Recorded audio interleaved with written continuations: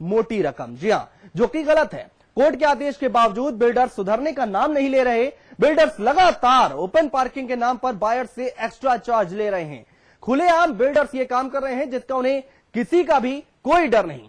साथ ही साथ बात करेंगे ब्रोकर्स पर कसने वाली नकेल की। अब उन ब्रोकर्स की खैर नहीं जो लोगों को लगातार गुमराह करते हैं, उनसे पैसे ऐंठते हैं, जिसके लिए उनको जेल भी जाना पड़ सकता है। इन सब पर चर्चा करने के लिए हमारे साथ स्टूडियो में मौजूद है प्रॉपर्टी एक्सपर्ट आकाश जिंदल जी। आकाश जी, आपका स्वागत है। साथ ही साथ हमारे साथ होंगे लीगल एडवाइजर संजीव श्रीवास्तव जी। संजीव जी, आपका भी बहुत बहुत स्वागत है। नमस्कार। और बात करने के लिए होंगे प्रॉपर्टी संवाददाता हमारे सौरभ साहनी। सौरभ, आपका भी बहुत स्वागत है। आप तीनों से चर्चा करेंगे। और आपको बता दें कि अगर आपको कोई भी परेशानी है, किसी तरह की कोई दिक्कत आ रही है, किसी तरह की आपसे भी ओपन पार्किंग के नाम पर एक्स्ट्रा चार्जेस लिए जा रहे हैं, तो आप हमें कॉल कर सकते हैं। उसका सोल्यूशन हमारे एक्सपर्ट आपको जरूर देंगे। आप हमें फोन कर सकते हैं। आप हमसे सीधी बात कर सकते हैं। हमारा टोल फ्री नंबर है 18001026 इस पर आप मुफ्त में बात कर सकते हैं। इसके अलावा आप 012046463332 और 012046463227 पर भी फोन कर सकते हैं। जी हाँ, अगर आप फ्लैट खरीदने का मन बना रहे हैं या फिर किसी फ्लैट के ऑनर हैं, दोनों ही सूरत हाल में फ्लैट के साथ साथ आपको अपनी कार के लिए स्पेस चाहिए। लेकिन क्या यह स्पेस आपको नियमों के तहत मिल पा रहा है? कहीं बिल्डर्स ओपन पार्किंग के नाम पर आपकी जेब पर डाका तो नहीं डाल रहे?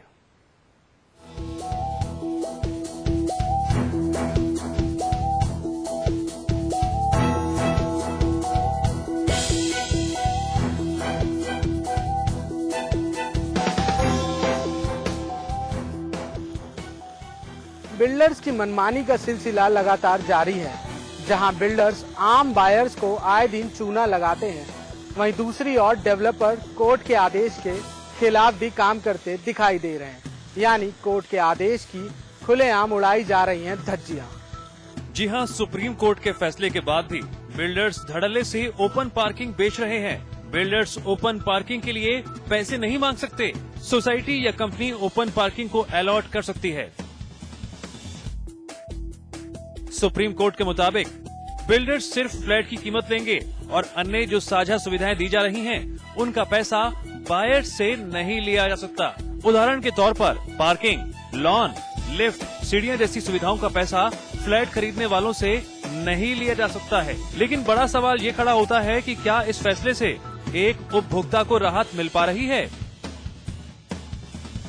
ज्यादा से ज्यादा मुनाफा कमाने के लिए बिल्डर्स ग्राहकों से ओपन पार्किंग का पैसा वसूलने से बाज नहीं आ रहे हैं। सबसे ज्यादा दिक्कत तो एनसीआर के शहरों में है, जहां फ्लैट्स तो लगातार बन रहे हैं और ओपन पार्किंग को भी बेचा जा रहा है।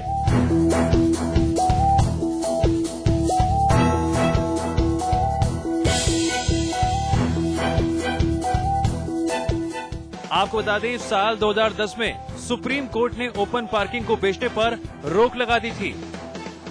साथ ही महाराष्ट्र ओनरशिप फ्लैट एग्रीमेंट यानी मोफा अधिनियम 1963 के तहत बिल्डर खुली पार्किंग की जगह नहीं बेच सकते हैं। बावजूद इसके किसी भी मल्टी स्टोरी में फ्लैट खरीदने के लिए कार की पार्किंग स्पेस के लिए बायर्स को अलग से पेमेंट देना पड़ रहा है। बॉम्बे हाई कोर्ट ने एक ऐसे ही मामले पर सुनवाई करते हुए फैसले में साफ कहा है कि स्टिल्ट पार्किंग या ओपन पार्किंग स्पेस एक अलग हिस्सा नहीं है जिसे बेचा जाए। ये सोसाइटी में रहने वालों के लिए कॉमन यूज के लिए है। वैसे काफी कुछ बिल्डर और सोसाइटी के बीच एग्रीमेंट की शर्तों पर भी निर्भर करता है। विशेषज्ञों का ये भी मानना है कि पार्किंग स्पेस बनाने में लागत आती है। हर बिल्डर इस लागत की वापसी चाहता है।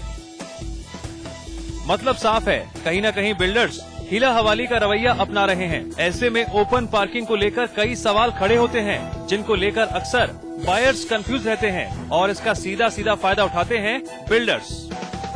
साल 2010 में सुप्रीम कोर्ट ने ओपन पार्किंग और स्टिल पार्किंग को बेचने पर पूरी तरह से रोक लगा दी है, लेकिन आज भी बिल्डर लगातार अपनी मनमानी करते दिखाई दे रहे हैं। कोर्ट के आदेश के बाद भी आज बिल्डर्स कानून को ठेंगा दिखाते नजर आ रहे हैं।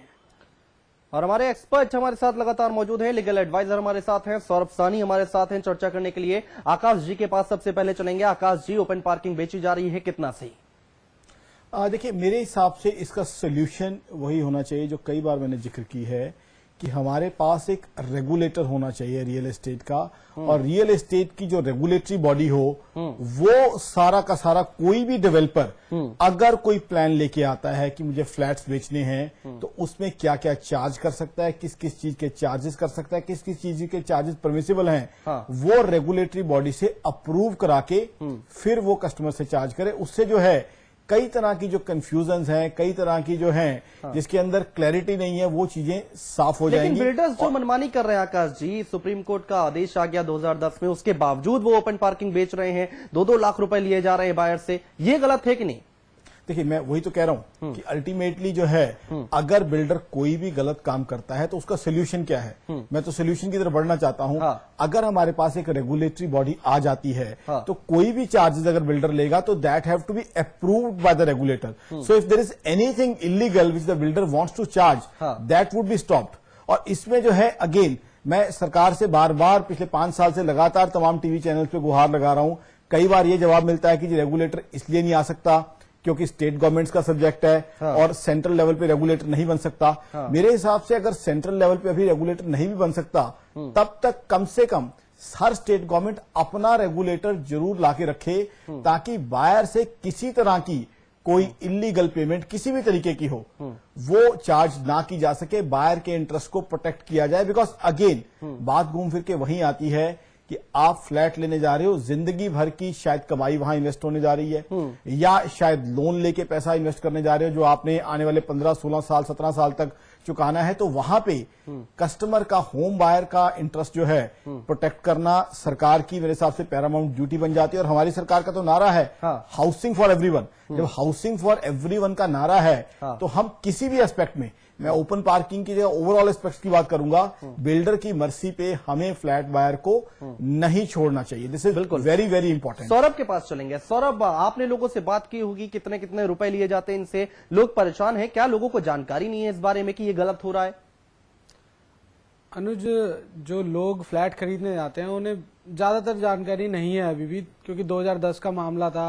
ओपन पार्किंग और स्टिल पार्किंग पे एक तरीके से बैन लगा दिया था लेकिन बिल्डर्स जो अच्छे बिल्डर्स हैं उन्होंने उस चीज को बेचना बंद कर दिया। लेकिन इसमें कुछ ऐसे भी बिल्डर हैं जिन्हें या तो कह सकते हो वो जान के बेच रहे हैं या नॉलेज नहीं है। छोटे बिल्डर है, बड़े बिल्डर है, एकदम से बिल्डर बन गए, प्रोजेक्ट लॉन्च कर दिया इन्वेस्टर्स को मिला के, उनका हम कह सकते हैं कि चलो नॉलेज कम होने की वजह से है। और बड़े जो बिल्डर्स हैं, बड़े बिल्डर्स में एनसीआर में बहुत सारे बिल्डर हैं, प्रतीक हो गया, आरजी हो गया, खुलेआम बेच रहा है। अगर इनसे आप जाके पूछोगे कि आप ओपन पार्किंग कैसे बेच सकते हैं, सुप्रीम कोर्ट का ऑर्डर था, तो ये कहेंगे जी हम तो बेच सकते हैं, हमारी पॉलिसी है, हम कुछ भी कर सकते हैं। तो इन पे लीगल एक्शन क्या लिया जा सकता है वो संजीव जी ज्यादा बेहतर बता सकते हैं। बिल्कुल संजीव जी, क्या लीगल एक्शन लिया जा सकता है इसमें अगर पार्किंग के पैसे लिए जा रहे हैं ओपन पार्किंग के, जो कि गलत है? बार बार हम ये कह रहे हैं जो कि गलत है। बिल्कुल, देखिए ओपन पार्किंग का पैसा लेना बिल्कुल ही गलत है पूरी तरीके से, और इस समय बिल्डर्स को अब नहीं लेने चाहिए, जबकि जब सुप्रीम कोर्ट ने बिल्कुल क्लियरली मेंशन कर दिया है। अगर कोई बिल्डर इसके खिलाफ लेता भी है तो उसके खिलाफ हम जा सकते हैं कंज्यूमर कोर्ट में, और उसके खिलाफ हम एक चीटिंग के लिए भी फाइल कर सकते हैं कि वो पैसा जो है हमसे जबरदस्ती लिया जा रहा है, कंप्लेंट केस फाइल किया जा सकता है, तो जिसमें हम उस कंपनसेशन की भी डिमांड कर सकते हैं। और मैं आपको बता दूं कि पीछे बॉम्बे में कंज्यूमर कोर्ट्स ने कुछ ऐसे फैसले दिए हैं और जिसमें कंपनसेशन भी मिला है, और जो बिल्डर्स ने ओपन पार्किंग का पैसा लिया हुआ है उसको भी रिफंड करवाया गया है। क्या संजीव जी, जो अगर वो फॉर्म पे लिखता है इस चीज को तो एक्शन ले सकता है? बिल्कुल लिया जा सकता है। अगर वो बेसिक प्राइस में इंक्लूड कर रहा है तो कैसे एक्शन ले सकते हैं हम उस पर? नहीं, ऐसा है, देखिए ओपन पार्किंग के नाम पे पैसा लेना बिल्कुल गलत है, सरासर गलत है। कोई भी जो उसका प्रोजेक्ट है, जो उसके बेसिक सेल प्राइस है, उसमें कॉमन एमिनिटीज फैसिलिटीज को पूरी तरीके से डिस्क्राइब करना चाहिए। जो सुप्रीम कोर्ट का ऑर्डर आया था उसमें इस चीजें साफ की गई थी कि अगर आप स्टिल्ट पार्किंग या ओपन पार्किंग के रिस्पेक्ट में कुछ, ओपन पार्किंग तो बिल्कुल मना कर दिया, स्टिल्ट पार्किंग में भी जो गैरेज की डेफिनेशन मोफा में की गई है उसको भी सुप्रीम कोर्ट ने कहा कि वो स्टिल्ट पार्किंग जो है वो गैरेज की डेफिनेशन में नहीं आ सकता, बिकॉज वो 3 साइड वॉल से कवर्ड नहीं है, और वो कॉमन एमिनिटीज है, और उसके लिए कोई भी रूल्स रेगुलेशंस जो बनाएगी वो सोसाइटी बनाएगी जो वहां पे फॉर्म, मतलब सिंपल वर्ड्स में कहते हैं कॉमन एरियाज को सेल नहीं कर सकता। बिल्कुल नहीं, इंडिपेंडेंट नहीं ये सेल किया जा जजमेंट सकता। में एक क्लियर हो चुका है। बिल्कुल। और अगर वो प्राइस लिस्ट में बेच रहा है ओपन पार्किंग तो वो रूल्स तोड़ रहा है, वो रूल्स तोड़ रहा है, अवमानना कर रहा है, वो वायलेशन कर रहा है उस चीज के लिए। बिल्कुल आकाश जी, और भी कई सारी चार्जेस होते हैं, हालांकि ओपन पार्किंग का तो साफ साफ जिक्र किया गया, और भी कई बातें हैं जैसे कि लिफ्ट के पैसे एक्स्ट्रा लिए जाते हैं, बिल्डर्स की तरफ से लगातार इस तरह की मनमानी की जाती है, कड़ी से कड़ी कार्रवाई होनी चाहिए। जी हाँ, अगर कोई भी बिल्डर लॉ को वायलेट करता है तो उसके खिलाफ कड़ी से कड़ी कार्रवाई होनी चाहिए। बिल्डर्स के लिए रेगुलेशन आने चाहिए। हाँ। सबसे पहली बात तो कि एडवर्टीजमेंट्स पे क्या क्या चीज वो एडवर्टीज कर सकते हैं। हाँ। देखिए, आज एक सिंपल सी एग्जांपल है, कोई भी चीज और है, जैसे आज टेलीकॉम है, मोबाइल कॉल्स है, वहां रेगुलेटरी बॉडी है, इंश्योरेंस है, वहां IRD है, रेगुलेटरी बॉडी है, स्टॉक मार्केट है, वहां रेगुलेटरी बॉडी है, तो हर चीज के नॉर्म्स है वहां पे। कैसे आप किसी प्रोडक्ट को एडवर्टाइज कर सकते हैं, कैसे किसी प्रोडक्ट को मार्केट कर सकते हैं, कितने तक चार्जेस कर सकते हैं, और कहां कस्टमर कंप्लेंट कर सकता है। इसमें एक बड़ी इंपॉर्टेंट चीज जो है मैं पॉइंट आउट करना चाहता हूं। अभी मेरे फ्रेंड ने ये कहा कि अगर कोई वायलेशन होती है तो वहां आप कोर्ट जाएं। देखिए, उसमें थोड़ा एक और चीज जो मैं सजेशन देना चाहूंगा, जो बड़ा इंपॉर्टेंट पॉइंट आ जाता है, कोर्ट जाना एक लेंदी प्रोसेस है, एक वक्त लगता है कि कई कुछ केसेस में आपको एक लॉयर भी हायर करना पड़ता है। हाँ। उसकी जगह होना चाहिए प्रोसेस एक बड़ा सिंपल और सीधा होना चाहिए। जो भी डेवलपमेंट बॉडी है, जो भी अथॉरिटी है, उस बिल्डर को परमिशन दे रही है, वहां पे जिन्होंने परमिट किया है बिल्डर को कि वहां पे डेवलपमेंट करे, उनके पास पिनल पावर होनी चाहिए बिल्डर की, ताकि फ्री ऑफ कॉस्ट। हाँ। आज अगर मेरे साथ कोई भी बिल्डर किसी तरह की वायलेशन कर रहा है तो I should have a right. मैं सिंपल इसको और सिंप्लीफाई कर देता हूं। मान लीजिए नोएडा में कोई बिल्डर कंस्ट्रक्शन कर रहा है। हाँ। अब नोएडा अथॉरिटी से उसने लीज पे शायद लैंड ली हुई है, या नोएडा अथॉरिटी से उसने परमिशन ली हुई है, तो वहां I should have a right कि मैं फ्री ऑफ कॉस्ट कंप्लेन कर सकूं अथॉरिटी को, और अथॉरिटी इमीडिएट जो है एक्शन लेके रेमेडी कर सके, ना सिर्फ मेरे लिए बल्कि बाकी लोगों के लिए। बिल्कुल। सिमिलरली और अथॉरिटीज की बात करें, या अगर अभी सेंट्रल लेवल पे रेगुलेटरी बॉडी के लिए इश्यूज हैं, तो स्टेट गवर्नमेंट तब आकाश तक जी, कोई ना कोई ऐसी बॉडी रखे जहां माफी के साथ आपको रोकेंगे। एक कॉलर हमारे साथ जुड़ गए हैं, ज्ञानेश हैं, कन्नौज से जुड़ गए हैं। ज्ञानेश जी, स्वागत है आपका, अपना सवाल रखें। मेरे फादर ने प्लाट खरीदा था जी। ये plot KDA Kanpur development authority से खरीदा था। हाँ। और इसमें सोसाइटी ने दूसरे को बेचकर कब्जा हो गया, और आज 20 साल से ऊपर हो रहे हैं, ये प्लाट हमको नहीं मिल पा रहा है। हमारे फादर एक्सपायर भी कर गए, हाँ। मगर अभी तक हम बराबर KDA दौड़ते रहे, उसके बाद कोर्ट में भी गए, मगर कोई हमको उसका रिलीफ नहीं मिल पा रहा है। हाँ, ठीक है ज्ञानेश जी।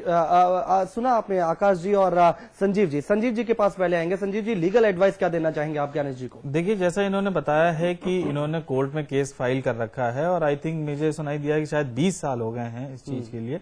तो मुझे नहीं लगता कि ये स्टेज इनकी इस लेवल पे है कि वो डिस्ट्रिक्ट कोर्ट में कोई मैटर पेंडिंग होगा या कुछ ऐसा। इन्होंने डेफिनेटली सूट फॉर पोजेशन या डिक्लेरेशन के लिए कुछ फाइल सिविल सूट किया होगा। अब चूंकि इनके सर्कमस्टेंसेस क्या है केस के और किस लेवल पे केस है, ये जानना बहुत जरूरी है इसके लिए। आकाश जी, आप कोई राय देना चाहेंगे? जी, एक तो मुझे अभी इस पे क्लैरिटी नहीं आई। इन्होंने एक तरफ तो बताया कि अथॉरिटी का दिया हुआ प्लॉट है, दूसरी तरफ सोसाइटी की बात कर रहे हैं। तो अगर जो है ये इजी इफ इज ऑनलाइन, अगर ये बता सके कि सोसाइटी का इसके अंदर क्या रोल है, बिकॉज अगर डेवलपमेंट अथॉरिटी ने प्लॉट दिया है, क्या डेवलपमेंट अथॉरिटी ने सोसाइटी को लैंड अलॉट की थी और ये सोसाइटी के मेंबर थे, तो वो मैटर जो है वो रजिस्ट्रार ऑफ कोऑपरेटिव सोसाइटीज जो है वो हो जाता है। अगर डायरेक्ट अलॉटी थे तो मैटर अलग हो जाता है। Can you speak to us again? अभी बात पूरी करेंगे। राजा राम एक कॉलर हमारे साथ जुड़ गए हैं। राजा राम जी, रखिए अपनी बात। देखिए, नमस्कार। ऐसा है कि मैंने एक फ्लैट बुक कराया था जी। तो ओपन पार्किंग का प्रोविजन उसमें भी रखा गया था। 2 लाख रुपए उन्होंने मुझसे एक्स्ट्रा लिए हैं। अब मैं सोच रहा हूँ कि मतलब कि मैं उनसे पैसे वापस कैसे लूं, मतलब मैं फंस चुका हूं, मतलब क्या करूं मैं इसमें, मुझे बताएंगे आप? बिल्कुल, किस तरह से पैसे ये वापस लें। 2 लाख रुपए दे चुके हैं, जो कि गलत है, जो कि इनको अब पता चल रहा है। आकाश जी के पास पहले चलेंगे। आकाश जी, देखिए, सबसे पहले तो मैं चाहूंगा कि जिस भी सिटी में इनका फ्लैट है, जहां डेवलपमेंट बॉडी है, जो अथॉरिटी है जिससे परमिशन ली गई है, वहां अपनी ये कंप्लेंट लॉन्च करें और वहां देखें क्या ग्रीवेंस रिड्यूसल मिलता है, कि क्या उनको इस चीज के लिए अप्रूवल मिला था, और अप्रूवल मिला था तो किस बेसिस पे उन्होंने चार्ज किए। और जाहिर सी बात है, अथॉरिटी से क्लियरेंस लिया होगा, और अथॉरिटी के अगर लीज पे लैंड है तो अथॉरिटी के पास एक्शन लेने की पावर रहेगी। अगर वहां से नहीं सेटिस्फेक्शन मिलती तो लीगल प्रोसेस भी इनिशिएट कर सकते हैं। बट सबसे पहले मैं ये चाहूंगा कि चीज को सिंप्लीफाई करके विदाउट स्पेंडिंग एनी मनी। हमारी अथॉरिटीज को इतना एक्टिव होना चाहिए। देखिए आज यूएस में, यूरोप में या और कंट्रीज जिनको आज की तारीख में हम फॉलो कर रहे हैं और चाहते हैं कि हमारी मार्केट्स भी उतनी वेल रेगुलेटेड बने, वहां किसी भी व्यक्ति को किसी से प्रॉब्लम होती है, डेवलपर से या किसी ऐसी बॉडी से जहां से वो प्लॉट या फ्लैट ले रहा है, तो वहां